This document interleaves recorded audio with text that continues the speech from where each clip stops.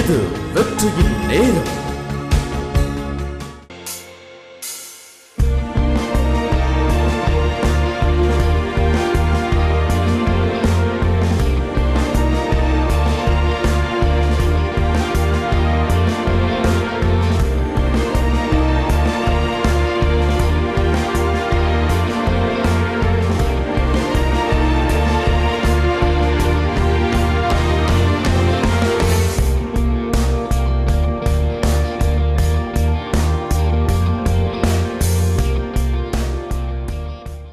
இயேசுவின் அன்பு நித்தியமாமே,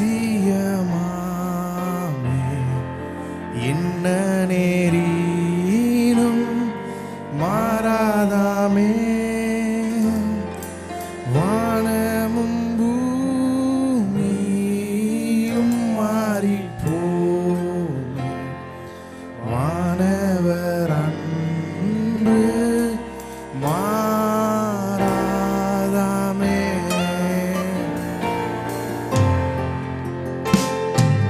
இயேசுவின் அன்பு நித்தியமாமே,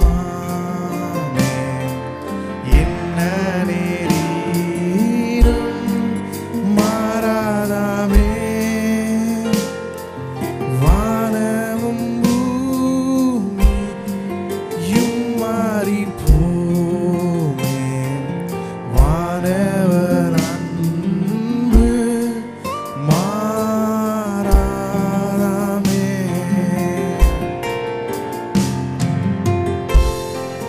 இயேசுவின் அன்பு நித்தியமாமே, என்ன நேரினும் மாறாதாமே. தந்தையும் தாயும் கைவிட்ட போதும் நின்னவர் அன்பு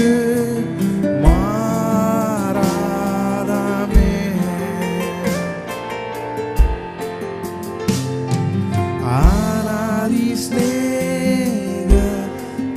என்னை ஸ்நேகித்தார், அவரின் மிகுந்த காருண்யத்தால் என்னை என்றென்றுமாய் இழுத்துக் கொண்டார். உன்னதர் அன்பு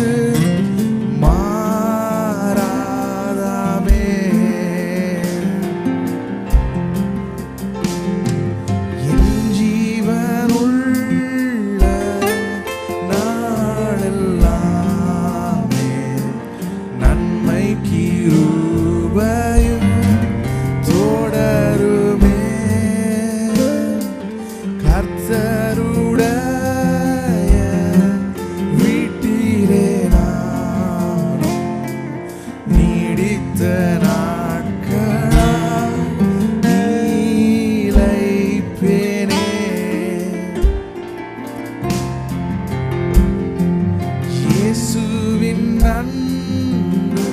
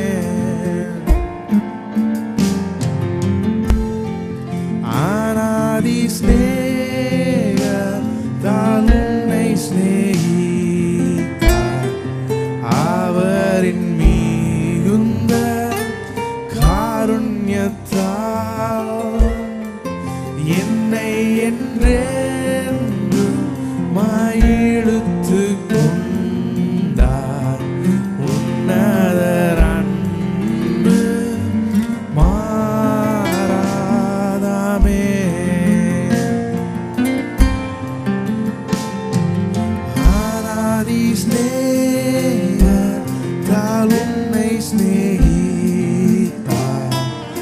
அவரின் மிகுந்த காருண்யத்தால் என்னை என்றென்றும் இழுத்து கொண்டார். உன்னதர் அன்பு மாறாதமே.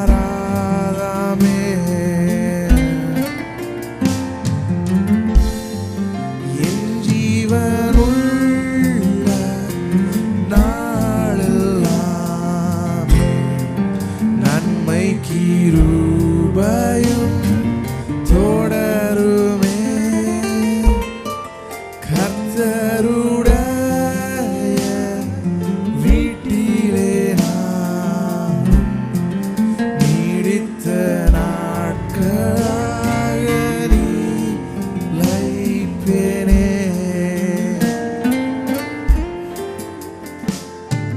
இயேசுவின் அன்பு நித்தியமாமே. என்ன நேரினும் மாறாதாமே. தந்தையும் தாயும் கைவிட்ட போதும் உன்னவர் அன்பு மாறாதாமே.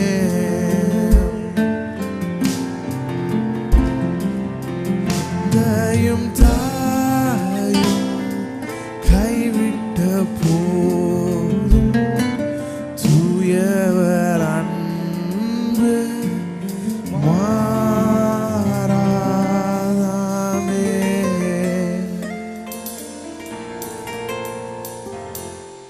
எல்லாரும் சொல்லுவோம், தேவன் அவருடைய வார்த்தைகளை கொண்டு எனக்கு வாழ்வு கொடுக்கிறார்.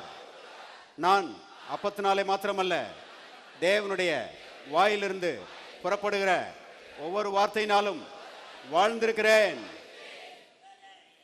வாசிப்போம். ரோமர் 5ஆம் அதிகாரம் 1வது வசனம். இவ்விதமாக நாம் விசுவாசத்தினாலே நீதிமான்கள் ஆக்கப்பட்டிருக்கிறபடியால் நம்முடைய கர்த்தராகிய இயேசு கிறிஸ்து மூலமாய் தேவனிடத்தில் சமாதானம் பெற்றிருக்கிறோம். ஆண்டவராய் இயேசுவை சொந்த ரட்சகராக ஆண்டவராக உள்ளத்திலே ஏற்றுக்கொள்ளாதவர்கள் இங்கே இருப்பீர்களானால் இயேசுவை சொந்த ரட்சகராக ஆண்டவராக உள்ளத்திலே ஏற்றுக்கொள்ள வேண்டும். இயேசு சொன்னார், நானே நல்ல மேய்ப்பன். நல்ல மேய்ப்பன் தன் ஆடுகளுக்காக ஜீவனை கொடுக்கிறான். பாருங்கள், அகில லோகத்தையும் உண்டாக்கின தேவனை மேய்ப்பன் என்றும் மனிதர்கள் எல்லாரையும் ஆடுகள் என்றும் வேதம் சித்தரிக்கிறது. ஆடுகளுக்கு மேய்ப்பன் எவ்வளவு அவசியமோ அதே போல மனிதர்களுக்கு தேவன் அவசியம். தேவன் இல்லாமல் மனிதர்கள் இந்த பூலோகத்திலே வெற்றி வாழ்க்கை வாழ முடியாது. மேய்ப்பன் இல்லாத ஆடுகளுடைய நிலைமை பரிதாபமான நிலைமை. அவைகள் சிதறி போகிறது, வழி தப்பி போகிறது, கெட்டு போகிறது, காட்டு மிருகங்களிடத்திலே சிக்கி அழிந்து போகிறது. அதே போல தேவன் இல்லாத மனிதன் அவன் வழி தப்பி போகிறான், கெட்டு போகிறான், பிசாசனுடைய கரத்தில் சிக்கி அவன் அழிந்து போகிறான். அவ்விதமாக மனிதன் அழிந்து போவது தேவனுடைய சித்தம் கிடையாது. மனிதன் மனம் திரும்பி தேவனை விசுவாசித்து தேவனை ஏற்றுக்கொண்டு ஜீவ பாதையிலே நடந்து அவன் வாழ்ந்திருக்க வேண்டும் என்று தேவன் விரும்புகிறார். ஆகவேதான் இயேசு இந்த உலகத்திலே வந்தபோது அவர் சொன்னார், நானோ ஆடுகளுக்கு ஜீவனை கொடுக்கவும் அந்த ஜீவன் பரிபூர்ணப்படவும் வந்தேன். இயேசு மனிதர்களை வாழ வைக்கிறவர். ஆனா பாருங்க, மனுஷனுடைய வாழ்வை பறிக்கிற ஒரு பிசாசு இந்த உலகத்துல இருக்கிறான். அவனை பற்றி இயேசு சொல்லுகிறார், அவன் திருடவும் அழிக்கவும் கொல்லவும் வருகிறான் என்று வேற ஒன்றுக்கும் வரான். மனுஷனுடைய வாழ்க்கையை அழிப்பதே இந்த பிசாசுனுடைய நோக்கம். ஆனால் இயேசு இந்த பிசாசுனுடைய கிரியைகளை அழித்து மனிதர்களை வாழ வைக்கிறார். எதனால வாழ வைக்கிறார்னு கேட்டீங்கன்னா, வேதம் சொல்லுகிறது, அவர் கல்வாரி பாடுகள் மூலமாக சிலுவையில் அடிக்கப்பட்ட அவருடைய அந்த சித்தத்தின் மூலமாக மனிதர்களை அவர் வாழ வைக்கிறார். இயேசு சிலுவையிலே மரிக்கவில்லை என்றால் மனிதர்களுக்கு வாழ்வே கிடையாது. மனிதர்கள் வாழ வேண்டுமானால் இயேசு சிலுவையிலே மரித்தே ஆக வேண்டும் என்பது தேவனுடைய பிரமாணம். ஆகவே இயேசு சிலுவையிலே மரித்து மரணத்தை அவர் ஏற்றுக்கொண்டு அவருடைய ஜீவனை தந்திருக்கிறார். இதுதான் மிகப்பெரிய நற்செய்தி. மனிதருடைய பாவமெல்லாம் இயேசுவின் மேல் போய்விட்டது. அவருடைய பரிசுத்தம் இன்றைக்கு மனிதர்களுக்கு கொடுக்கப்பட்டிருக்கிறது. மனிதருடைய வியாதிகள் எல்லாம் இயேசுவின் மேல் போய்விட்டது. அவருடைய ஆரோக்கியம் இன்றைக்கு மனிதர்களுக்கு கொடுக்கப்பட்டிருக்கிறது. மனிதருடைய தரித்திரம் எல்லாம் இயேசுவின் மேல் போய்விட்டது. அவருடைய ஐஸ்வர்யம் இன்றைக்கு மனிதர்களுக்கு கொடுக்கப்பட்டிருக்கிறது. எல்லா சாபங்களும் எல்லா தீமைகளும் இயேசுவின் மேலே கல்வாரி சிலுவையிலே அது சுமத்தப்பட்டது. அந்த புண்ணியத்தினாலே இன்றைக்கு ஆசீர்வாதங்களும் நன்மைகளும் மனிதர்களுக்கு கொடுக்கப்பட்டிருக்கிறது. அந்த இயேசு மூன்றாம் நாள் உயிரோடு எழுந்து இன்றைக்கு ஜீவனை அருளுகிறவராக ஜீவாதிபதியாக அவர் வீற்றிருக்கிறார். சிங்காசனத்தில் வீற்றிருக்கிறார். செய்ய வேண்டியதெல்லாம் இயேசுவே உள்ளத்துக்குள்ளே வாரும் நீர் ஆண்டவர் என்று அவருக்கு அழைப்பு கொடுக்கும் பொழுது எந்த பிரயாசமும் இல்லாமல் மரண சக்திகள் நம்முடைய வாழ்க்கையை விட்டு நீங்கி போகிறது. எந்த பிரயாசமும் இல்லாமல் அருமையானவர்களே பிசாசுனுடைய பிடி வாழ்க்கையை விட்டு தளர்ந்து போகிறது. ஆகவே அருமையானவர்களே ஆண்டவராய் இயேசுவை உள்ளத்திலே ஆண்டவராக ஏற்றுக்கொள்ளுங்கள்.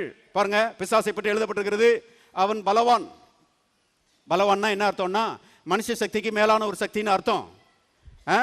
மனுஷர்கள் எல்லாரும் இந்த பலவானாகிய பிசாசுனுடைய பிடிக்குள்ளே இருக்கிறார்கள் என்று வேதம் சொல்கிறது.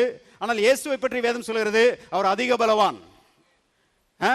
அவர் அதிக பலவான். அவர் வரும்போது பிசாசுனுடைய பிடி தானாய் தளர்ந்து போகிறது. பிசாசுனுடைய தீமைகள் வாழ்க்கையை விட்டு மறைந்து போகிறது. மரண சக்திகள் வாழ்க்கையை விட்டு விலகி போகிறது.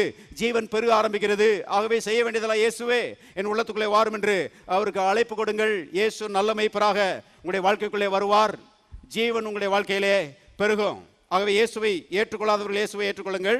இயேசுவை ஆண்டவராக ஏற்றுக்கொண்ட தேவனுடைய மக்கள் நீதிமான்களாக இருக்கிறோம் என்கிற சத்தியத்தை நாம் பார்த்து கொண்டு வருகிறோம். பாருங்கள், இன்றைக்கு நாம் நீதிமான்களாக இருக்கிறோம். செத்த பிறகு இல்லை, பரலோகத்துக்கு போன பிறகு இல்லை. அருமையானவர்களே, இன்றைக்கு இம்மையிலே இப்பொழுது நாம் தேவனுடைய நீதிமான்களாக இருக்கிறோம்.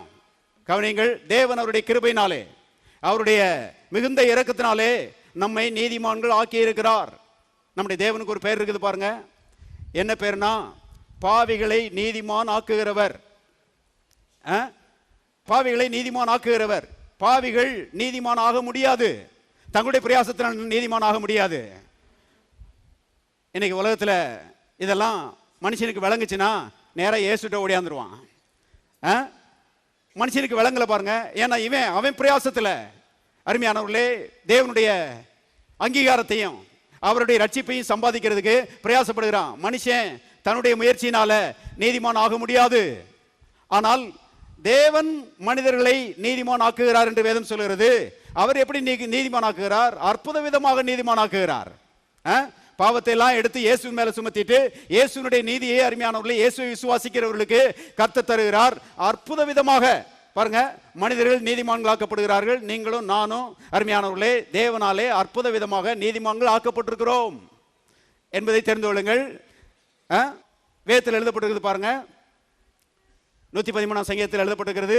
அவர் சிறியவனை புழுதியிலிருந்து எடுத்து எளியவனை குப்பையிலிருந்து உயர்த்துகிறார். குப்பையிலிருந்து உயர்த்தி பிரபுக்களோடும் பூமியின் அதிபதிகளோடும் என்ன செய்கிறாராம்?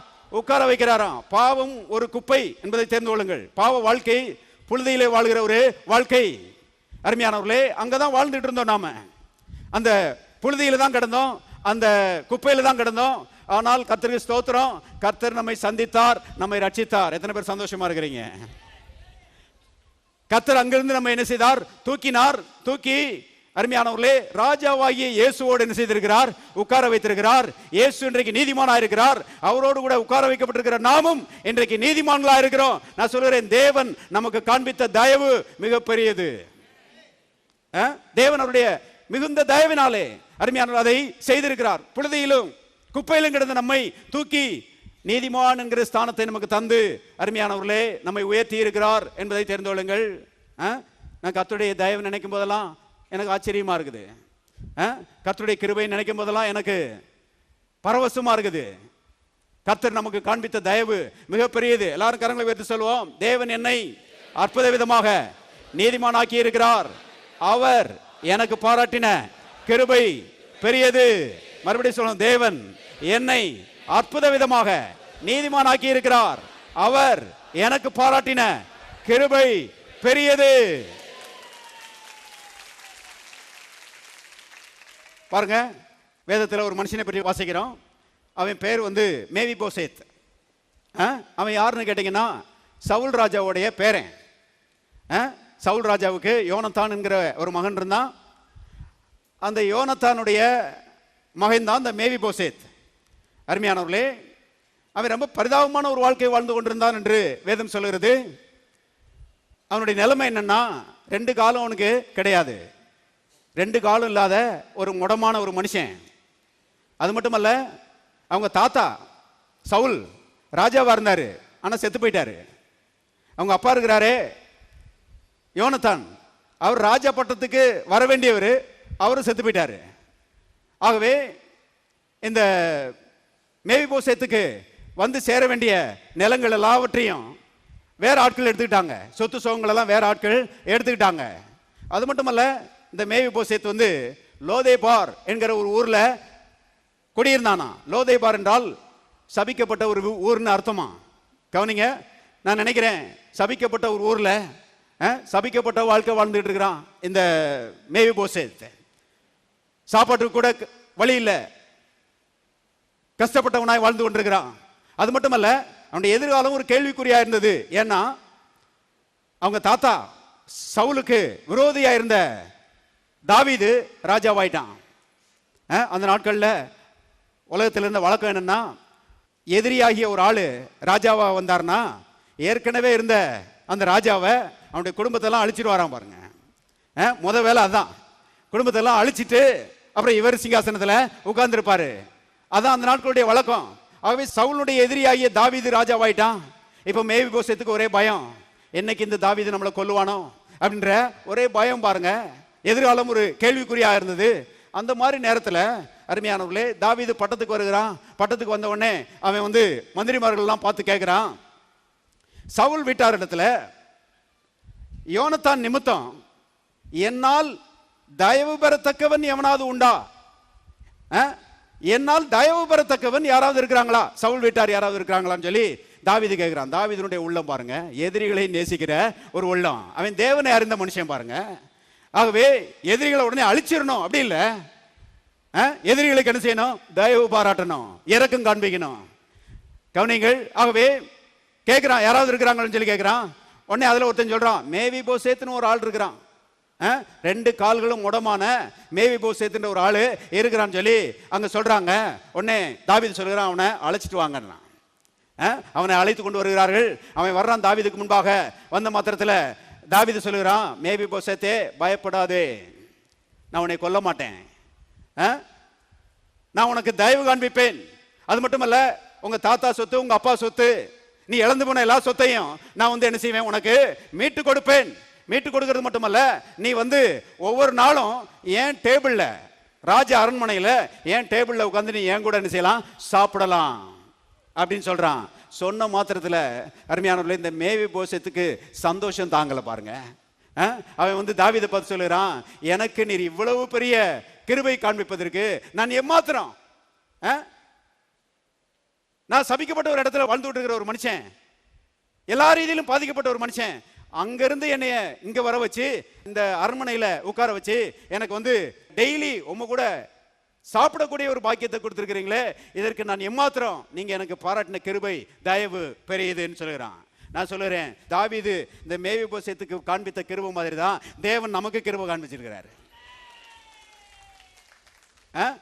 அருமையான நம்ம தாத்தா ஆதாம், அவனுடைய பாவத்து நிமித்தமாக அருமையானவர்களே பிசாசுடைய கரத்தில் சிக்கி இருண்ட எதிர்காலத்துக்கு நேராக போய்கொண்டிருந்தோம். இம்மையிலையும் வாழ்வு கிடையாது, மறுமையிலையும் அருமையான வாழ்வு கிடையாது. அப்படிப்பட்ட ஒரு சபிக்கப்பட்ட நிலைமையில நம்ம வாழ்ந்து கொண்டிருந்தோம். கர்த்தர் அருமையானவர்களே நம்மை தண்டிக்கணும்னா தண்டிச்சிருக்கலாம், நம்மை அழிக்கணும்னா அழிச்சிருக்கலாம். ஆனால் அருமையானவர்களே நம்மை தண்டிக்கவில்லை, நம்மை அழிக்கவில்லை. அருமையானவர்களே நம்மை தேடி வந்தார், நம்மை ரட்சித்தார், நம்மை நீதிமானாக்கி இருக்கிறார். இன்றைக்கு நீதிமானாக்கி நம்ம என்ன செய்திருக்கிறார், உயர்த்தி இருக்கிறார். எத்தனை பேர் சந்தோஷமா இருக்கிறீங்க? எல்லாரும் கரங்களை தட்டி கர்த்தரை ஸ்தோத்திரிப்போம். ஹல்லேலூயா. பாருங்க, தாவீது வந்து மேவிபோசேத்துக்கு பெரிய தயவு காண்பித்தது போல இன்றைக்கு கர்த்தர் நமக்கு தயவு காண்பித்திருக்கிறார். அவன் டெய்லி பாருங்க தாவீதுனுடைய அந்த டேபிள்ல உட்கார்ந்து நல்லா என்ன செஞ்சானா, அரண்மனை சாப்பாடு சாப்பிட்டானா. நாமளும் பாருங்க கர்த்தரோடு சேர்ந்து அவர் ஆயத்தம் பண்ணி இருக்கிற பந்தியில் இருக்கிற நன்மைகளை ருசித்து கொண்டிருக்கிறோம். எத்தனை பேர் ஆமென் சொல்றீங்க? அருமையானவர்களே, வேதத்தில் எழுதப்பட்டிருக்கிறது, என் சத்துருக்களுக்கு முன்பாக நீர் எனக்கு ஒரு பந்தியை ஆயத்தப்படுத்தி என் தலையை எண்ணெயால் அபிஷேகம் பண்ணுகிறீர், என் பாத்திரம் என்ன செய்கிறது? நிரம்பி வழிகிறது. எல்லாரும் சொல்லுவோம், என் சத்துருக்களுக்கு முன்பாக தேவன் எனக்கு ஒரு பந்தியை ஆயத்தப்படுத்தி என் தலையை எண்ணெயால் அபிஷேகம் பண்ணுகிறார், என் பாத்திரம் நிரம்பி வழிகிறது. பாருங்க, இதெல்லாம் உணர்ந்து பாருங்க. கர்த்தரை எப்போதும் துதிக்கணும், கர்த்தரை நேசிக்கணும். யாரை பார்க்கலும் கர்த்தரை நாம் நேசிக்கணும். ஏனென்றால் யாரை பார்க்கலும் அருமையானவர்களே, தேவன் நமக்கு தயவு காண்பித்து இருக்கிறார். தேவன் நல்லவர், நம்மை நீதிமான்கள் ஆக்கி இருக்கிறார். இப்போ ஏன் நீதிமான்கள் ஆக்கி இருக்கிறார்? நம்மை நீதிமான்கள் ஆக்கினதற்கு ஒரு நோக்கம் இருக்கிறது. என்ன நோக்கம்னா, நம்மை ஆசீர்வதிப்பதற்காக. தேவன் நம்மை ஆசீர்வதிப்பதற்காகவே அருமையானவர்கள் நீதிமான்கள் ஆக்கி இருக்கிறார். ஆதாமை ஏவாளையும் படைத்தார். ஏன் படைச்சாரு? அருமையானவர்கள் ஆசீர்வதிப்பதற்காக அவர்களை படைத்தார் என்பதை தெரிந்து கொள்ளுங்கள். ஏதேன் தோட்டத்தில் கொண்டு வந்து அவர்களை வைத்து அவர்களை ஆசீர்வதித்தார் என்று நாம் வாசிக்கிறோம். ஆபிரகாமை பிரஜாதியினுடைய தேசத்திலிருந்து அழைத்து வந்தார். ஏன் அழைத்து வந்தார்? அவனை ஆசீர்வதிப்பதற்காக. அவன் சந்திக்கும் போதே 5 முறை சொல்கிறாரு, நான் உன்னை ஆசீர்வதிப்பேன் ஆசீர்வதிப்பேன் சொல்லி. ஆகவே ஆபிரகாமை அழைத்தது ஆசீர்வாதத்துக்காக தான் அழைச்சாரு. இஸ்ரவேல் மக்களை எகிப்து தேசத்திலிருந்து கர்த்தர் விடுதலை ஆக்கினாரு. எதற்காக விடுதலை ஆக்கினார்? ஆசீர்வதிப்பதற்காகவே விடுதலை ஆக்கினார். வேதத்தில் எழுதப்பட்டிருக்கிறது, இஸ்ரவேலை ஆசீர்வதிப்பதே கர்த்தருக்கு பிரியம். இஸ்ரவேலை ஆசீர்வதிப்பதற்காக தான் பாருங்க, எகிப்திலிருந்து பார்வோனுடைய அடிமைத்தனத்திலிருந்து கர்த்தர் விடுதலை ஆக்கினார். அது மட்டுமல்ல, பழைய ஏற்பாட்டில் ஏகப்பட்ட பரிசுத்தவான்களை நாம் பார்க்கிறோம். ஈசாக்கை பார்க்கிறோம், யாக்கோபை பார்க்கிறோம், யோசேப்பை பார்க்கிறோம், தாவீதை பார்க்கிறோம், சாலமோனை பார்க்கிறோம், யோபுவை பார்க்கிறோம். எல்லாரையும் கர்த்தர் அழைத்தார். ஏன் அழைத்தார்னா, எல்லாரையும் ஆசீர்வதிப்பதற்காகவே கர்த்தர் அழைத்தார். கவனிங்கள், இன்றைக்கும் கர்த்தருடைய திட்டங்கள் மாறாதது. இன்றைக்கும் மக்களை ஏன் அழைக்கிறார்னா, ஏன் அழைக்கிறாரு? சத்தமா தான் சொல்லுங்களேன். ஆசீர்வதிப்பதற்காகவே அழைக்கிறார். இன்னைக்கு ஆவிக்குரிய மக்களுக்கு இது தெரியல பாருங்க. அருமையானவர்களே, தேவனோடு இணைந்து அவருடைய ஆசீர்வாதங்களையும் அவருடைய நன்மைகளையும் அனுபவிப்பதுதான் கிறிஸ்தவ ஜீவியத்தின் அழைப்பு. கிறிஸ்தவ ஜீவியம்னா என்ன நான் சொல்லிடுறேன். கிறிஸ்தவ ஜீவியம்னா தேவனோடு இணைந்து, எல்லாரும் சொல்லுவாங்க தேவனோடு இணைந்து. தேவனோடு இணைந்து அருமையானவர்களே, தேவன் வைத்திருக்கிற ஆசீர்வாதங்களையும் நன்மைகளையும் அனுபவிப்பதுதான் கிறிஸ்தவ ஜீவியம். இன்னைக்கு அனைவருக்கு அது தெரியல பாருங்க. அனைவரும் என்ன யோசிக்கிறாங்கன்னா, கிறிஸ்தவ ஜீவியமே பாடு, நெருக்கம், போராட்டம், கஷ்டம், கிறிஸ்தவ ஜீவியம் சுமக்க முடியாத பாரம் என்று அருமையானவர்கள் அனைவரும் நம்புகிறார்கள். பாருங்க, அவங்களுடைய நம்பிக்கைக்கு ஏற்ற மாதிரி தான் அவங்களுடைய வாழ்க்கையும் இருக்கிறது. ஏன்னா மனுஷன் என்ன நினைக்கிறானோ அதுதான் அவனுடைய வாழ்க்கையின் பங்கு.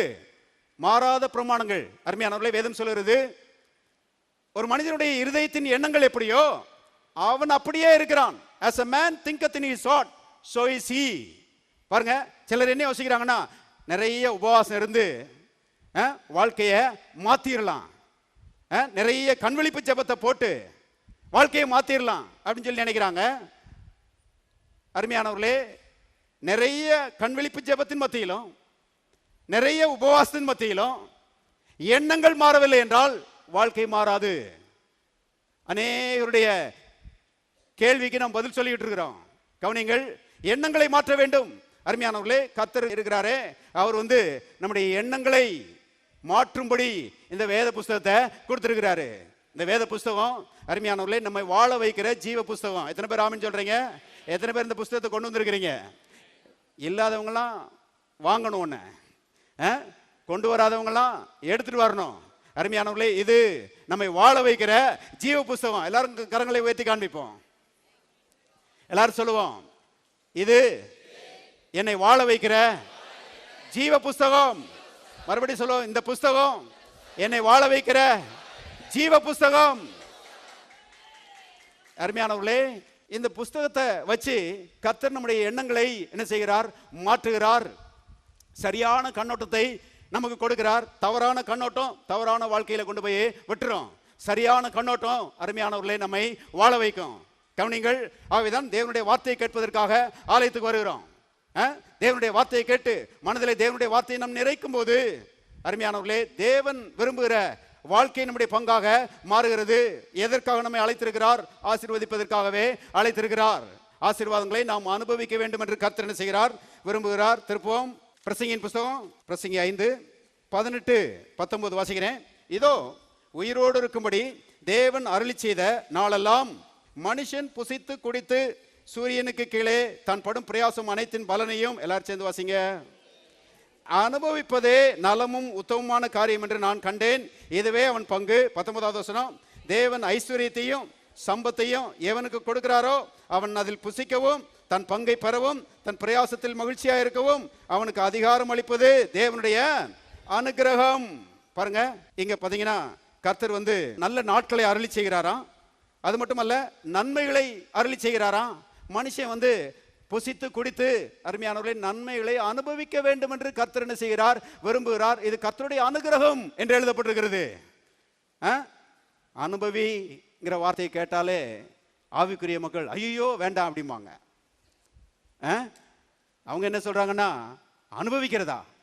பாவிகள் தான் இந்த உலகத்தில் என்ன செய்வாங்க, அனுபவிப்பாங்க. பரிசுத்தவான்கள் என்ன செய்ய மாட்டாங்க, இந்த உலகத்தை அனுபவிக்க மாட்டாங்க. நமக்கு இந்த உலகத்தில் ஒண்ணுமே கிடையாது. பரலோகத்துக்கு போன பிறகுதான் எல்லா நன்மைகளையும் நாம் என்ன செய்ய போறோம், அனுபவிக்க போறோம்னு சொல்லி ஆட்கள் சொல்லுகிறார்கள். நான் சொல்லுகிறேன், வேதத்தை சரியா படிக்கல. வேதத்தில் எழுதப்பட்டிருக்கிறது, நீங்கள் வேத வசனங்களை அறியாதபடினாலே தப்பான எண்ணம் கொள்ளுகிறீர்கள் என்று இயேசு என்ன செய்தார், சொன்னார். கவனிங்கள் அருமையானவர்களே, நான் சொல்லுகிறேன், பாவிகள் இந்த உலகத்தை அனுபவிக்கும்படி சிருஷ்டிக்கப்படவில்லை. பரிசுத்தவான்கள் தான் இந்த உலகத்தை அனுபவிக்கும்படி தேவன் இந்த உலகத்தை என்ன செய்திருக்கிறார், சிருஷ்டித்திருக்கிறார். எத்தனை பேர் ஆமீன் சொல்றீங்க? அருமையானவர்களே, பாவிகள் பாருங்க, அவங்க உண்மையா அந்த உலகத்தை அனுபவிக்கலங்க. சாரை கடையில் எழுதி போட்டிருக்கிறான், அனுபவி ஒயின்ஸ் சொல்லி என்ன செய்யிருக்கிறான், எழுதி போட்டுக்கிறான். இந்த குடிமகன்கள் எல்லாரும் என்ன யோசிக்கிறாங்கன்னா, குடிச்சா ரொம்ப அனுபவிக்கிறோம் போலன்னு நினைக்கிறாங்க. அதனால பாருங்க, மாறி மாறி என்ன செய்யறாங்க, சாரை கடைக்கு போறாங்க. அருமையானவர்களே, குடிக்கும் போது இவங்க ஒன்னையும் அனுபவிக்கல, அடிமைத்தனத்துக்குள்ளதான் என்ன செய்யறாங்க, போறாங்க. தற்காலிகமா அது சந்தோஷமா இருக்குது, ஆனா நிரந்தரமா துக்கமா இருக்குது. அது எல்லா சிற்றின்பங்களும் அப்படிதான்.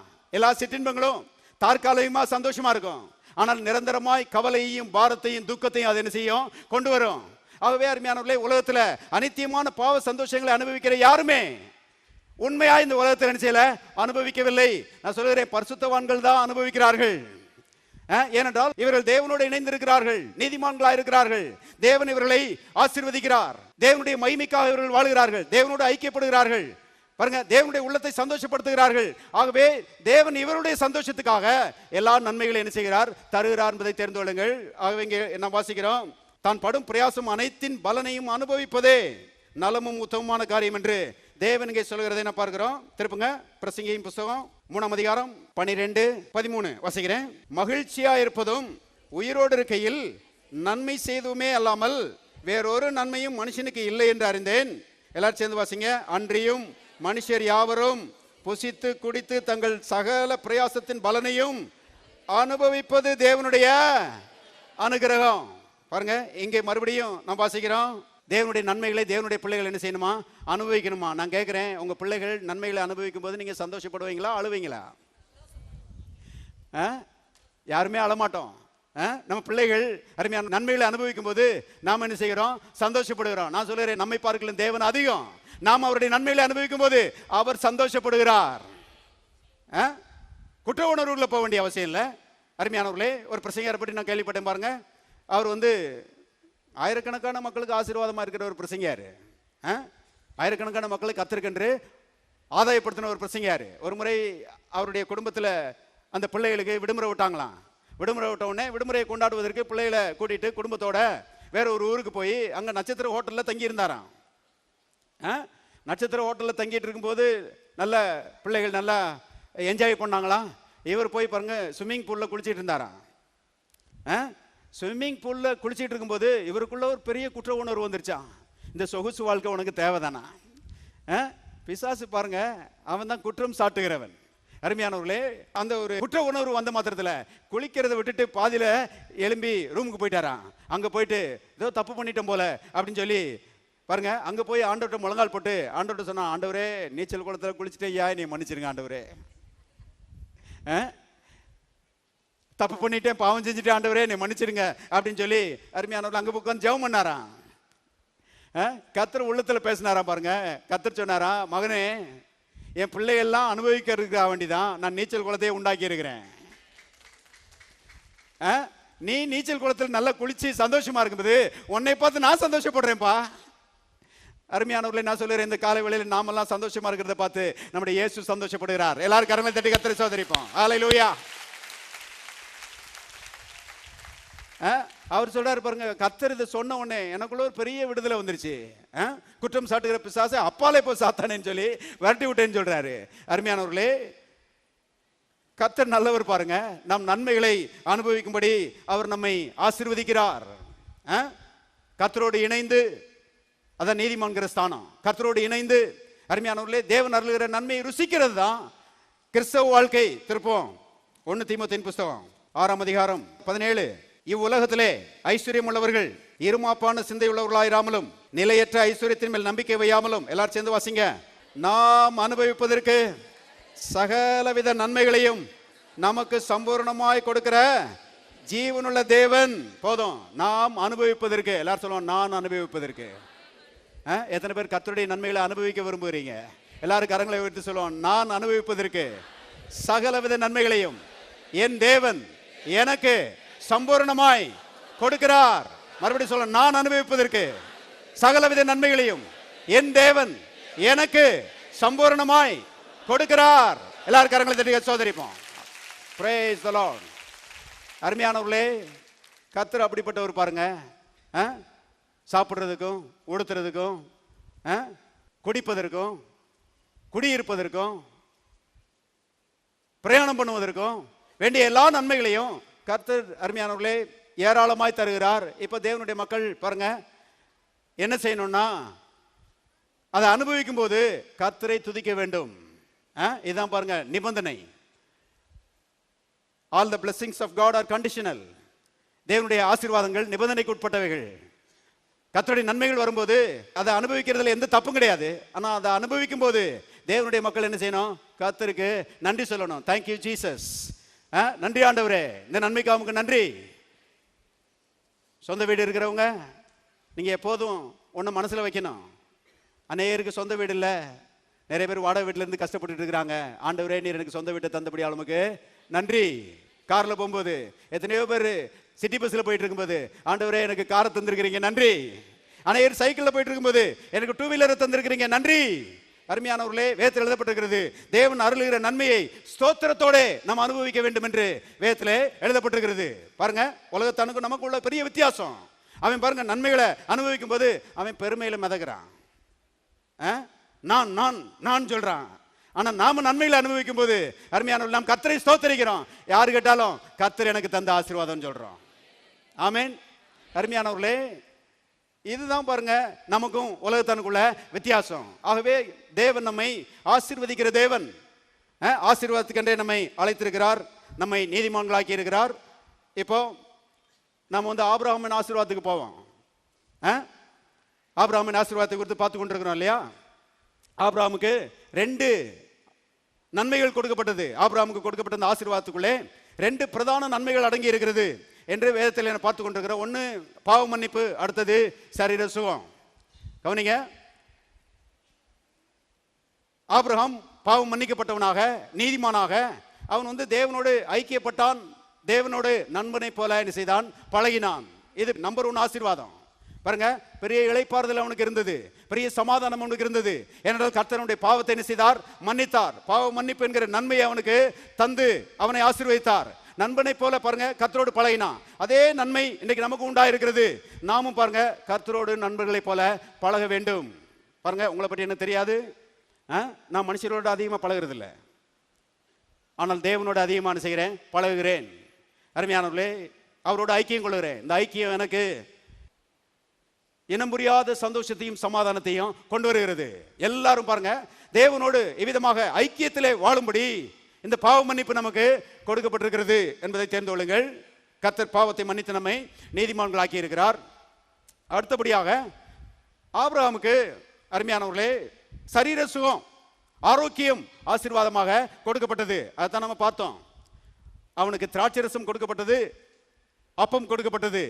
திராட்சை ரசம் இயேசுவின் ரத்தத்துக்கு அடையாளமா இருக்கிறது, அது பாவ மன்னிப்புக்கு அடையாளமா இருக்கிறது. அப்பம் பிற்கப்பட்ட இயேசுவின் சரீரத்துக்கு அடையாளமா இருக்கிறது, அது சரீர ஆரோக்கியத்துக்கு அடையாளமா இருக்கிறது.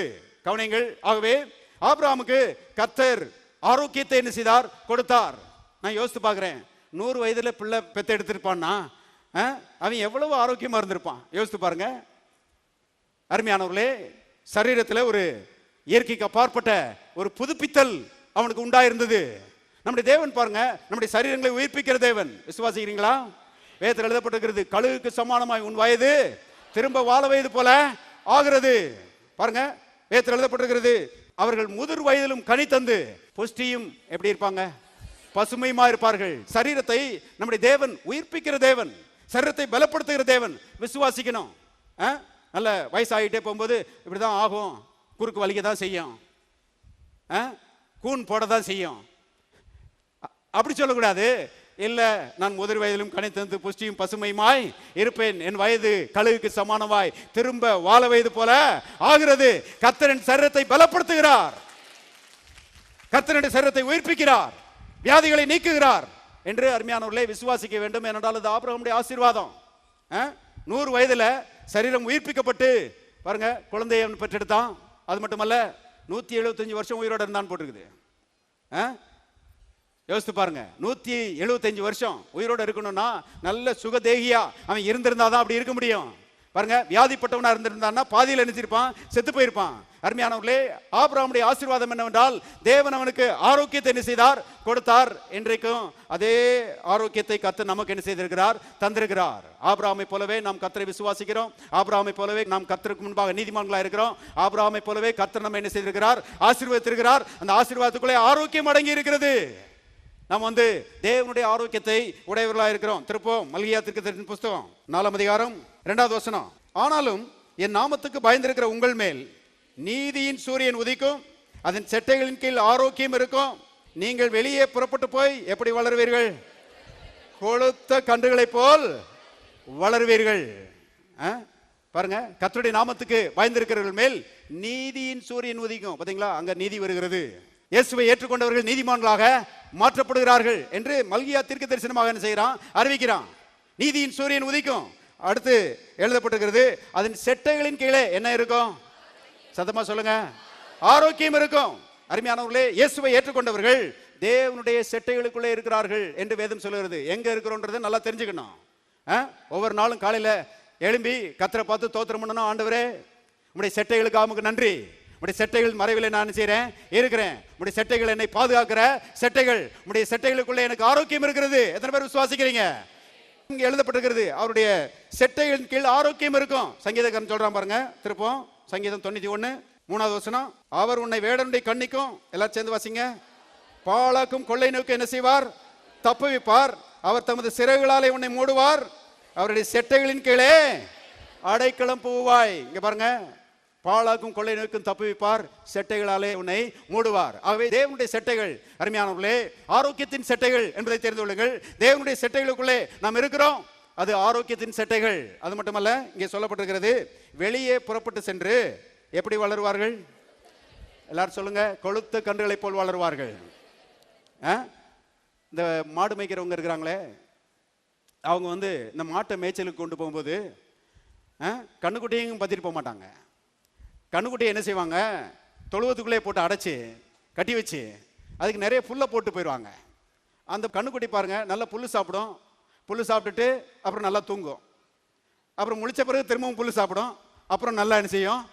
தூங்கும். சாயங்காலம் இந்த ஆட்கள் இந்த கண்ணுக்குட்டியை அவுத்து விடுவாங்க. அவுத்து விட்டா அது எப்படி நடந்து போகாது, அது அப்படியே துள்ளி குதிச்சு தான் என்ன செய்யும்?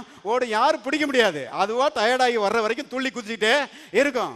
அருமையானவர்களே, அந்த படத்தை மனசுல வச்சு ஆவியானவருங்க என்ன செய்யறாரு? எழுதுகிறாரு. நீதிமான்களும் அப்படிதான் இருப்பாங்க. நீதிமான்கள் கர்த்தருடைய செட்டைகளுக்குள்ள என்ன செய்யறாங்க? இருக்கிறாங்க.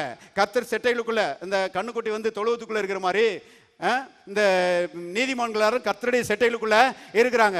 கர்த்தர் நல்ல புல்லு போடுறாருங்க. நல்ல வசனத்தை வச்சு என்ன செய்யறாரு? போஷிக்கிறாரு. அது மட்டுமல்ல, ஆவியை வச்சு என்ன செய்யறாரு? பலப்படுத்துகிறாரு.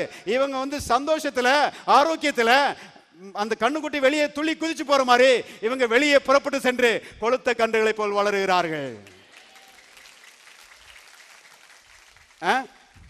வியாதிப்பட்டு கட்டில படுத்து கிடக்குறாங்க போல வெளியே புறப்பட்டு சென்று கொழுத்த கன்றுகளை போல் வளருகிறார்கள். எல்லாரும் சொல்லுவோம், நான் ஒரு கொழுத்த கன்று.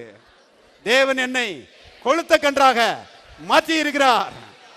சொன்னா பாருங்க, வியாதியை சுருட்டிக்கிட்டு பிசாசு ஒரே ஓட்டமா ஓடிடுவான்.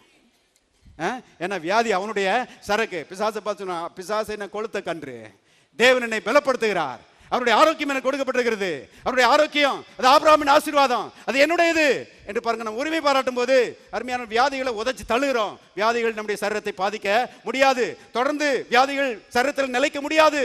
இதெல்லாம் பாருங்க மனசுல வைக்கும்படி கர்த்தர் விரும்புகிறார். தேவனுடைய மக்கள் பாருங்க கொளுத்த கன்றுகளை போல் வளருவார்கள் என்று எழுதப்பட்டிருக்கிறது. திருப்புங்க நீதிமொழியின் புத்தகம் 18ஆம் அதிகாரம் 10வது வசனம். கர்த்தரின் நாமம் பலத்த துருகம், நீதிமான் அதற்குள் ஓடி எப்படி இருப்பான்?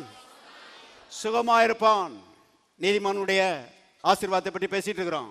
பாருங்க, கர்த்தருடைய நாமம் பலத்த துருகம், ஸ்ட்ராங் டவர். அருமையானவர்களே, கர்த்தர் அவருடைய நாமம் அது பலத்த துருவமா இருக்கிறது. உலகத்துல கொடிய வியாதிகள் இருக்கிறது, உலகத்துல கொடிய தீமைகள் இருக்கிறது அருமையானவர்களே. ஆனால் அதன் மத்தியில கர்த்தருடைய நாமம், கர்த்தர் அவர் பலத்த துருவமா இருக்கிறார். எந்த வியாதியும் எந்த கொடிய தீமையும் அருமையானவர்களே கர்த்தரை என்ன செய்ய முடியாது, மேற்கொள்ள முடியாது. நோவாவுடைய பேழையை பற்றி யோசித்து பாருங்க. நோவாவுடைய பேழையை எந்த வெள்ளமும் ஒன்றும் செய்ய முடியல. வெள்ளத்தில் சிக்கினவங்க எல்லாரும் செத்தாங்க. ஆனால் நோவாவுடைய பேழையை எந்த வெள்ளமும் பாதிக்க முடிய இல்லை என்பதை தெரிந்து கொள்ளுங்கள் அருமையானவர்களே. அந்த பேழை யாருன்னு கேட்டீங்கன்னா இயேசு. எல்லாரும் சொல்ல இயேசு. இயேசுதான் அந்த பேழை. உலகத்தில் இருக்கிற தீமைகள் இயேசுவை மேற்கொள்ள முடியாது அருமையானவர்களே. இப்போ ரட்சிக்கப்பட்ட தேவனுடைய மக்கள் இயேசுக்குள்ள இருக்கிறோம்ங்கிற அந்த அறிவை வளர்த்து கொள்ள வேண்டும். ஒவ்வொரு நாளும் பாருங்க கர்த்தருக்குள்ள ஓடும்படி நம்ம எதிர்பார்க்கிறோம். கவனிங்க, நீதிமான் அதற்குள் என்ன செய்து ஓடி சுகமா இருப்பான். சும்மா இருந்தால் சுகமா இருப்பான் போடல. தேவனுடைய மக்கள் பாருங்க ஆவிக்குரிய ரீதியில சோம்பேறிகளா இருக்கக்கூடாது, சும்மா இருக்கக்கூடாது. எப்போதும் அருமையானவர்களே தேவனுடைய சத்தியங்களை விசுவாசிக்கிறவர்களாக, தேவனுடைய வார்த்தைகளை மனதிலே நிரப்பிக் கொண்டவர்களாக, விசுவாசத்திலே தேவனுடைய மக்கள் பாருங்க எப்போதும் நிலைத்திருக்க வேண்டும் என்று கர்த்தர் விரும்புகிறார். அப்பொழுதுதான் நம்ம கர்த்தருக்குள்ள ஓடுகிறோம் என்பதை தெரிந்து கொள்ளுங்கள். ஒரு பெரிய பிரசங்கியார் சொல்றாரு, 70 வருஷமாக ஒரு நாளும் மாத்திரை மருந்தை எடுத்தது இல்லையா பாருங்க. அவரு 70 வருஷமாக ஒரு நாளும் மாத்திரை மருந்தை எடுக்கலையா. சாகிற வரைக்கும் நல்ல ஆரோக்கியமா இருந்த ஒரு பிரசங்கியார். அவர் சொல்றாரு, நான் டாக்டர் கொடுக்குற மாத்திரை மருந்தை நான் எடுக்கிறது இல்லை, ஆனால் தேவன் கொடுக்குற மாத்திரை மருந்தை நான் டெய்லி எடுத்தேன் அப்படிங்கிறாரு. ஒவ்வொரு நாளும் படுக்கைக்கு போறதுக்கு முன்பாக ஆண்டவரே ஆரோக்கியத்துக்காக உமக்கு நன்றி, என்னுடைய வியாதிகள் எல்லாம் சிலுவையில் என்ன செய்திருக்கிறீர், சுமந்து தீர்த்திருக்கிறீர் சொல்லி கர்த்தரை நான் துதிக்காம நான் தூங்குனதே இல்லைன்னு சொல்றாரு. அருமையானவர்களே, ஒவ்வொரு நாளும் இந்த ஆரோக்கியத்தின் வசனங்களை மனசுல வச்சு அதை உள்ளத்துல வச்சு அறிக்கையிடாம நான் தூங்குனதே இல்லைன்னு சொல்றாரு. காலையில் எழும்பும் போது ஆண்டவரே ஆரோக்கியத்துக்காக உமக்கு நன்றி, இந்த ஆசீர்வாதத்தை எனக்கு தந்திருக்கிறீங்க. இப்படிதான் பாருங்க கர்த்தர் கொடுத்த ஆசீர்வாதத்தை நாம் பற்றி கொள்ளுகிறோம். அருமையானவர்களே, கர்த்தருடைய ஆசீர்வாதத்தை இவ்விதமாக நாம் பற்றி கொள்கிறோம் என்பதை தெரிந்து கொள்ளுங்கள். கர்த்தர் நமக்கு ஆரோக்கியத்தை கொடுத்திருக்கிறார். காலையில் நாமும் பாருங்க ஒவ்வொரு நாளும் எழும்பின உடனே ஆண்டவரே ஆரோக்கியத்துக்காக உமக்கு நன்றி. எல்லாரும் சொல்லுவாங்க ஆரோக்கியத்திற்காக தேவனே உமக்கு நன்றி. இந்த ஆசீர்வாதம் அருமையான நமக்கு கொடுக்கப்பட்டிருக்கிறது. பாருங்க இங்க எழுதப்பட்டிருக்கிறது ஓட வேண்டும். அருமையானவர்களே, உலகத்தில் பாருங்க இந்த தீமைகள் வரும்போது எச்சரிப்பு கொடுக்குறாங்க. வெள்ளம் வருதுன்னு வச்சுக்கோங்க, வெள்ளம் வரும்போது கரையோரத்தில் இருக்கிற மக்களுக்கெல்லாம் எச்சரிப்பு கொடுக்குறாங்க. எல்லாம் சீக்கிரமா பாதுகாப்பான இடத்துக்கு போங்கன்னு சொல்லி எச்சரிப்பு கொடுக்குறாங்க. அதே போல கடல் கொந்தளிக்குதுன்னு வச்சுக்கோங்க, கடலோரத்தில் இருக்கிற மக்களுக்கெல்லாம் என்ன செய்யறாங்க, எச்சரிப்பு கொடுக்குறாங்க, சீக்கிரமா பாதுகாப்பான இடத்துக்கு போங்கன்னு சொல்லி. சில நேரங்களில் எரிமலை வெடிக்குது, வெடிக்கிறதுக்கு முன்னாடி எச்சரிப்பு கொடுக்குறாங்க. சுற்றி இருக்கிற மக்கள்லாம் எவ்வளவு தூரமா போக முடியுமோ அவ்வளவு தூரமா நினைச்சிருங்க போயிருங்கன்னு சொல்லி அருமையானவர்களே எச்சரிப்பு கொடுக்குறாங்க. வேதம் அருமையானவர்களே நீதிமான்களுக்கு ஒரு எச்சரிப்பு கொடுக்கிறது. கர்த்தருடைய நாமம் பலத்த துருகம், நீதிமான் நீ கர்த்தருடைய நாமத்துக்குள்ள என்ன செய்ய ஓடு, ஓடினால் சுகமா இருப்பாய். ஏனென்றால் கர்த்தருடைய நாமம் பலத்த துருகம், நாம் அதற்குள் ஓடி என்ன செய்கிறோம், சுகமா இருக்கிறோம். எல்லாரும் சொல்லுவோம் கர்த்தருடைய நாமம் எனக்கு பலத்த துருகம், நீதிமானாகிய நான் அதற்குள் ஓடி சுகமாயிருப்பேன். பாருங்க நிச்சயமா சுகமா இருப்போம், சந்தேகமே கிடையாது. ஏனென்றால் கர்த்தருடைய நாமம் நம்மை பாதுகாக்கிற நாமம், சுகப்படுத்துகிற நாமம். கவனிங்க, இப்போ சுகம் ஆபிரகாமுடைய ஆசீர்வாதம் என்பதை ஒரு வசனத்தின் மூலமாக பார்ப்போம். திருப்புங்க லூக்கா சுவிசேஷம் 13ஆம் அதிகாரம் 16வது வசனம். இதோ சாத்தான் 18 வருஷமாய் கட்டியிருந்த, எல்லாரும் சேர்ந்து வாசிங்க, ஆபிரகாமின் குமாரத்தியாகிய இவளை ஓய்வு நாளில் இந்த கட்டிலிருந்து அவிழ்த்து விட வேண்டியது இல்லையா? இயேசு ஒரு பெண்ணை சுகமாக்குகிறார். அருமையானவர்களே, சுகமாக்கிட்டு சொல்றாரு, ஏன் இவளை சுகமாக்குனா, இவ ஆபிரகாமின் குமாரத்தி, இவ சுகத்துக்கு சொந்தக்காரி, இவ உடன்படிக்கையின் மகள், இவளுக்கு சுகம் வாக்கு பண்ணப்பட்டிருக்கிறது, இவ வியாதியா இருக்க கூடாது, இவள் சுகமடைய வேண்டும் என்று சொல்லி வைராக்கியமா அருமையானவர்களே கர்த்தருங்க சுகமாக்குறதை நான் பார்க்கிறோம். அதே போலதான் பாருங்க, ஆபிரகாமுடைய பிள்ளைகள் யாருமே அருமையானவர்களே வியாதியா இருக்க கூடாது. எத்தனை பேர் ஆபிரகாமுடைய பிள்ளைகள்? கவனிங்க, நீங்க யாருமே வியாதியா இருப்பது தேவனுடைய சித்தம் கிடையாது. ஆகவே வியாதிகளை கர்த்தர் விரட்டி அடிக்க விரும்புகிறார். இப்ப கர்த்தரோடு பாருங்க ஒத்துழைப்பு கொடுக்கணும், கர்த்தரை விசுவாசிக்கணும், வியாதியை பற்றி பேசக்கூடாது, வியாதியை பார்த்து பெயர்ந்து போன்னு சொல்லி அருமையான தேவனுடைய மக்கள் பேச வேண்டும். அவ்விதமாக பேசும்போது வியாதிகள் நீங்கிற ஒரு அற்புதத்தை நீங்கள் காண்பீர்கள். கர்த்தர் உங்களை வியாதியிலிருந்து விடுதலை ஆக்குவதற்கு அது எளிதா இருக்கும் என்பதை தெரிந்து கொள்ளுங்கள். இந்த சம்பவம் உங்களுக்கு தெரியும் பாருங்க. இயேசு வந்து ஜெப ஆலயத்தில் போதகம் பண்ணிட்டு இருக்கிறாரு. அங்க ஒரு பெண் வந்திருக்கிறா. அவ வந்து குனிஞ்சுக்கிட்டே வந்திருக்கிறா. வேதத்தில் எழுதப்பட்டிருக்கிறது, எவ்வளவும் நிமிரக்கூடாத கூனியா இருந்தாள் என்று எழுதப்பட்டிருக்கிறது. குனிஞ்சிட்டே வந்திருக்கிறா. தரையை பார்க்கறது தான் அவளுடைய அனுபவம். ஒரு நாளும் நிமிர்ந்தது கிடையாது, ஒரு நாளும் மனுஷனுடைய முகத்தை பார்த்தது கிடையாது, ஒரு நாளும் வானங்களை பார்த்தது கிடையாது, தேவனுடைய மகிமையை பார்த்தது கிடையாது. என்னாலும் பாருங்க தரையை பார்த்துக்கிட்டே புழுதியை பார்த்துக்கிட்டே வாழ்கிற ஒரு வாழ்க்கை, வெட்கத்துக்கும் அவமானத்துக்கும் உள்ளான ஒரு வாழ்க்கை வாழ்ந்த ஒரு பெண் அவ அங்க வந்து உட்கார்ந்துருக்கிறா. இயேசு அவளை காண்கிறார். கண்ட மாத்திரத்தில் அருமையானவர்களே அவ வந்து 1 வருஷம் 2 வருஷம் இல்ல 18 வருஷமா இந்த வியாதியின் பிடியில சிக்கி தவிக்கிறா. இயேசு அவளை பார்த்த மாத்திரத்தில் அழைக்கிறார், முன்னால கூப்பிடுறாரு. கூப்பிட்டு அருமையானவர்களை கைகளை வைக்கிறார். கைகளை வைத்த மாத்திரத்தில், ஸ்திரியே உன் பலவீனத்தினின்று விடுதலை ஆக்கப்பட்டாய். அவளுக்கு இருந்தது வந்து பலவீனப்படுத்தும் ஆவி. கவனிங்க, டாக்டர்ஸ் வந்து பல விளக்கங்களை கொடுத்துருக்கலாம், மெடிக்கல் டேர்ம்ஸ் சொல்றாங்க, மருத்துவத்துக்குன்னே இருக்கிற சில வார்த்தைகளை சொல்லியிருக்கலாம். ஆனால் இயேசு சொல்லுகிறார், இது வந்து பலவீனப்படுத்தும் ஆவி, பிசாசுனுடைய ஆவி.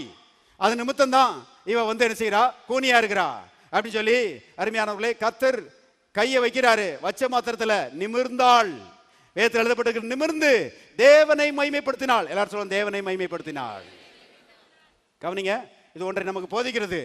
மனிதர்கள் வியாதியா இருக்கும்போது தேவன் மகிமைப்படுவது இல்லைங்க, மனிதர்கள் ஆரோக்கியப்படும் போதுதான் தேவன் மகிமைப்படுகிறார் என்பதை தெரிந்து கொள்ளுங்கள். ஆவிக்குரிய வட்டாரத்தில் மக்கள் பொய்யை நம்பிட்டு இருக்கிறாங்க. ஆனால் பிரசங்கியார் சொல்லுகிறாங்க, சகோதரனே கலங்காதே, நீங்க வியாதியா இருக்கிறது மூலமாக கர்த்தர் மகிமைப்படுகிறார். அடே அப்பா, சகோதரியே கலங்காதே, நீங்க வியாதிப்பட்டதன் மூலமாக கர்த்தர் மகிமைப்பட்டு கொண்டே இருக்கிறார். பொய். கவனிங்க, நம்முடைய வியாதிகள் எதுவுமே தேவனை மகிமைப்படுத்துகிறது இல்லைங்க. அவள் நிமிர்ந்து தேவனை மகிமைப்படுத்தினாள் எழுதப்பட்டிருக்கிறது. நாமும் சுகமடையும் போதுதான் தேவன் என்ன செய்கிறோம், மகிமைப்படுத்துகிறோம் என்பதை தெரிந்து கொள்ளுங்கள்.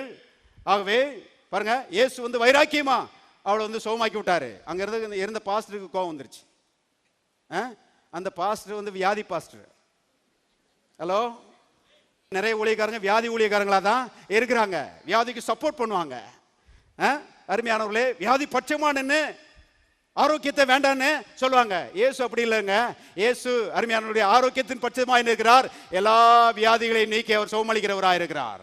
எல்லாரும் சொல்லுவாங்க, என்னுடைய இயேசு எல்லா வியாதிகளையும் நீக்கி என்னை சுகமாக்குகிறார்.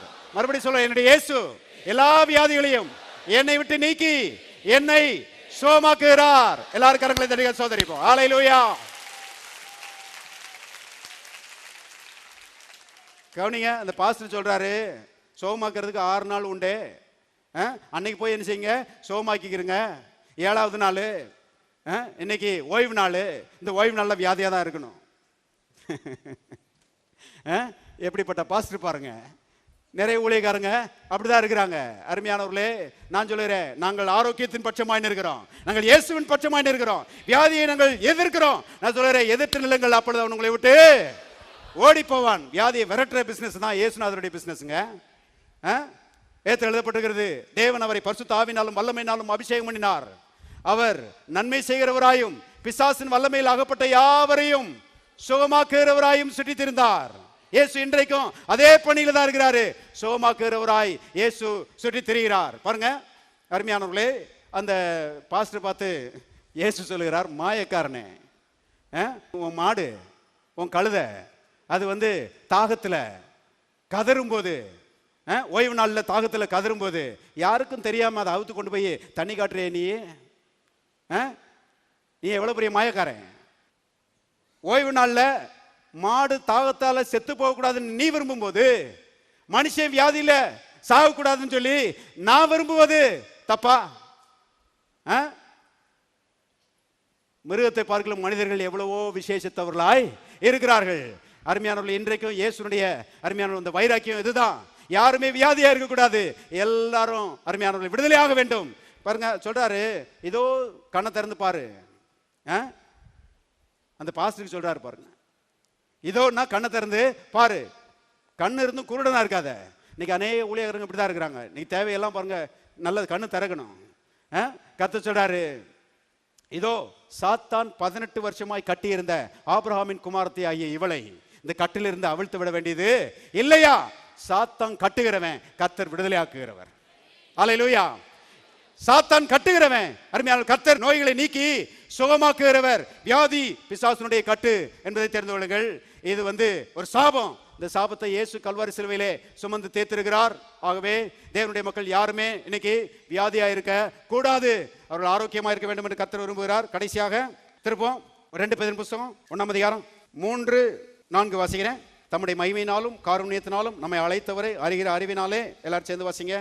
ஜீவனுக்கும் தேவ பக்திக்கும் வேண்டிய யாவற்றையும் அவருடைய திவ்ய வல்லமையானது நமக்கு தந்தருளினதும் அன்றி இச்சையினாலே உலகத்தில் உண்டான கேட்டுக்கு தப்பி திவ்ய சுபாவத்துக்கு பங்குள்ளவர்களாகும் பொருட்டு, எல்லாரும் சேர்ந்து வாசிக்கலாம். மகா மேன்மையும் அருமையுமான வாக்கு தத்தங்களும் அவைகளினாலே நமக்கு அருளப்பட்டிருக்கிறது. கவனிங்க, முடிக்க போறோம். அருமையானவர்களே, ஜீவனுக்கும் தேவ பக்திக்கும் வேண்டிய எல்லா நன்மைகளையும் அவர் நமக்கு என்ன செய்திருக்கிறார்? தந்திருக்கிறார். அதாவது ஆவிக்குரிய நன்மைகளை தந்திருக்கிறார், சரீர நன்மைகளை என்ன செய்திருக்கிறார்? தந்திருக்கிறார். அதையும் எதன் மூலமாக தந்திருக்கிறார்? இங்கே எழுதப்பட்டிருக்கிறது, அருமையும் இனிமையுமான வாக்கு தத்தங்கள் மூலமாக அவைகளை நமக்கு தந்திருக்கிறார். எல்லாரும் சொல்லுவோம், அருமையும் இனிமையுமான வாக்கு தத்தங்கள். வேதத்தில் அது இருக்குதுங்க. அருமையானவர்களே, இந்த அருமையும் இனிமையுமான வாக்கு தத்தங்களுக்குள்ள எல்லா ஆவிக்குரிய நன்மைகளும் எல்லா சரீர பிரகாரமான நன்மைகளும் அடங்கி இருக்கிறது. நான் சொல்லுகிறேன், இந்த அருமையும் இனிமையுமான இந்த வாக்கு தத்தங்களுக்குள்ள சரீர நன்மையாகிய ஆரோக்கியம் அடங்கி இருக்கிறது என்பதை தெரிந்து கொள்ளுங்கள். இப்ப தேவனுடைய மக்கள் அருமையானவர்களே, இதை சாதாரணமா நினைக்க கூடாதுங்க. இன்னைக்கு அநேகர் பாருங்க, இதை சாதாரணமா நினைக்கிறாங்க, இதை எடுத்து வாசிக்கிறதே கிடையாது. ஆனால் அருமையானவர்களே, அருமையும் இனிமையான வாக்கு தத்தங்களுக்குள்ள கர்த்தர் ஆரோக்கியத்தை வச்சிருக்கிறாரு. நான் சொல்லுகிறேன், இது நம்மை குணமாக்குகிற மருந்து என்பதை தெரிந்து கொள்ளுங்கள். அருமையானவர்களே, குணமாக்குகிற மருந்தாக இதை நமக்கு கர்த்தர் தந்திருக்கிறார். வேதத்தில் எழுதப்பட்டிருக்கிறது, என்னுடைய வார்த்தைகள் உடலுக்கெல்லாம் மருந்து. எல்லாரும் சொல்லுவோம், தேவனுடைய வார்த்தைகள் என்னுடைய உடலுக்கெல்லாம் மருந்தா இருக்கிறது. யோசித்து பாருங்க, தலைவலிக்கு தான் மருந்து, ஹார்ட் வியாதிக்கு தான் மருந்து, கிட்னிக்கு தான் மருந்து. அருமையானவர்களே, முட்டு வலிக்கு தான் மருந்து. கவனிங்க, ஒரு மருந்து குறு மருந்து. கவனிங்க அருமையானவர்களே, உச்சந்திலிருந்து உள்ளங்கால் வரைக்கும் இந்த மருந்து நம்ம என்ன செய்யறது? சுகமாக்குறது. இன்னைக்கு டாக்டர்கிட்ட போனீங்கன்னா அவர் பாப்பாரு, தலைவலியா, அங்க ஒரு ஸ்பெஷலிஸ்ட் இருக்காரு, எழுதி தர, அங்க போங்க. ஹார்ட்டுக்கு இங்க போங்க, அதுக்கு அங்க போங்கன்னு சொல்லி அருமையானவர்கள் ஒவ்வொரு இடமா அலைய விடுறாங்க பாருங்க. அது மட்டுமல்ல அருமையானவர்களே, படாத பாடுபடுத்தி விடுறாங்க பாருங்க. காசை போட்டு என்ன செய்யறாங்க? தீட்டி விடுறாங்க. நம்முடைய தேவன் பாருங்க அருமையானவர்களே, எல்லாவற்றுக்கும் ஒரே மருந்து வச்சிருக்கிறாரு.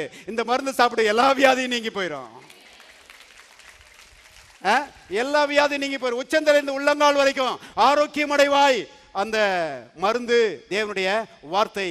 அருமையானவர்களை, சுகத்தை வாக்கு பண்ணுகிற வார்த்தைகளை மனசுல வைங்க, உள்ளத்தை வார்த்தைகளால நிரப்புங்க. அருமையானவர்களை, பரிபூர்ண சுகம் உங்களுடைய வாழ்க்கையிலே புரண்டு ஓடுவதை நீங்கள் காண்பீர்கள். இவங்கெல்லாம் காசை போட்டு பிடுங்குறாங்க, ஆனால் நம்முடைய தேவன் இலவசமாய் நம்மை சுகமாக்குகிறார். இலவசமாய் சுகமாக்குகிறார். ஆகவே தேவனுடைய மக்கள் பாருங்க, கர்த்தருடைய வார்த்தைக்கு முதலிடம் கொடுங்க. இன்னைக்கு அன்னைக்கு ஒருத்தர் சொன்னாரு. அவர் என்ன சொன்னார்னா, இயேசுநாதர் இந்த நாட்களில் எருசலேமில் இருந்தார்னா, நான் ஏரோப்ளேன் டிக்கெட்டை எடுத்துட்டு அவரை போய் அவருடைய வஸ்திரத்தின் ஓரத்தை பிடிச்சி தொங்கிடுவேனாரு. இயேசுநாதர் இன்னைக்கு இல்லையே அப்படின்னாரு. கவனிங்க, ஆனா ஆவியானவர் சொல்றாரு, அந்த இயேசு இன்னைக்கு இருந்தார்னா எருசலேமில் தான் இருப்பார், எல்லாரும் போக முடியாது. ஆனால் அந்த இயேசு இன்றைக்கு வார்த்தையாக இருக்கிறார், எல்லா இடத்துலயும் இருக்கிறாரு. அருமையானவர்களே, இந்த வார்த்தையை விசுவாசிச்சா சுகத்தை என்ன செய்யலாம்? எளிதாய் பெற்றுக் கொள்ளலாம். சுகம் கொடுக்கப்பட்டிருக்கிறது. ஆபிரகாம் ஆசீர்வாதம் கொடுக்கப்பட்டிருக்கிறது. அது வார்த்தைக்குள்ளே இருக்கிறது. உள்ளத்துல வைங்க, அருமையான மனத்துல வைங்க, வாயில் அவைகளை பேசுங்கள். ஆரோக்கியம் வாழ்க்கையிலே புரண்டு ஓடுவதை நீங்கள் காண்பீர்கள். வியாதிகள் மறைகிற அற்புதத்தை நீங்கள் காண்பீர்கள். இந்த கண்மலையானவரே, என்னை காக்கும் கர்த்தர் நீரே. இந்த கண்மலையானவரே, என்னை காக்கும் கர்த்தர் நீரே. வல்லமை மாட்சிமை நிறைந்தவரே, மகிமைக்கு பாத்திரரே. வல்லமை மாட்சிமை நிறைந்தவரே, மகிமைக்கு பாத்திரரே. ஆராதனை உமக்கே, ஆராதனை உமக்கே, ஆராதனை உமக்கே, ஆராதனை உமக்கே, ஆராதனை உமக்கே, ஆராதனை உமக்கே, ஆராதனை உமக்கே, ஆராதனை உமக்கே. சிறகுகளின் நிழலில் என்னை என்றும் மகிழச் செய்தீர். சிறகுகளின் நிழலில் என்னை என்றும் மகிழச் செய்தீர். தூயவரே என் துணையாளரே, துதிக்கு பாத்திரரே. தூயவரே என் துணையாளரே, துதிக்கு பாத்திரரே. ஆராதனை உமக்கே, ஆராதனை உமக்கே, ஆராதனை உமக்கே, ஆராதனை உமக்கே, ஆராதனை உமக்கே, ஆராதனை உமக்கே, ஆராதனை உமக்கே, ஆராதனை உமக்கே. எந்த பலவீன நேரங்களில் உம் கிருபை எனக்கு தந்தீர். எந்த பலவீன நேரங்களில் உம் கிருபை எனக்கு தந்தீர். இயேசு ராஜா என் பலனானி, எதற்கும் பயமில்லையே. இயேசு ராஜா என் பலனானி, எதற்கும் பயமில்லையே. ஆராதனை உமக்கே, ஆராதனை உமக்கே, ஆராதனை உமக்கே, ஆராதனை உமக்கே, ஆராதனை உமக்கே, ஆராதனை உமக்கே, ஆராதனை உமக்கே, ஆராதனை உமக்கே. கண்மலையானவரே, என்னை காக்கும் கர்த்தர் நீரே. இந்த கண்மலையானவரே, என்னை காக்கும் கர்த்தர் நீரே. வல்லமை மாட்சிமை நிறைந்தவரே, மகிமைக்கு பாத்திரரே. வல்லமை மாட்சிமை நிறைந்தவரே, மகிமைக்கு பாத்திரரே. ஆராதனை உமக்கே, ஆராதனை உமக்கே, ஆராதனை உமக்கே, ஆராதனை உமக்கே, ஆராதனை உமக்கே, ஆராதனை உமக்கே, ஆராதனை உமக்கே, ஆராதனை உமக்கே. எங்கள் முகவரி ஜீவ வார்த்தை ஆலயம், Madakkulam road, Palanganatham bus stand வழி, மதுரை, தென்னிந்தியா. தேவன் தாமே உங்களை ஆசீர்வதிப்பாராக. ஆமென்.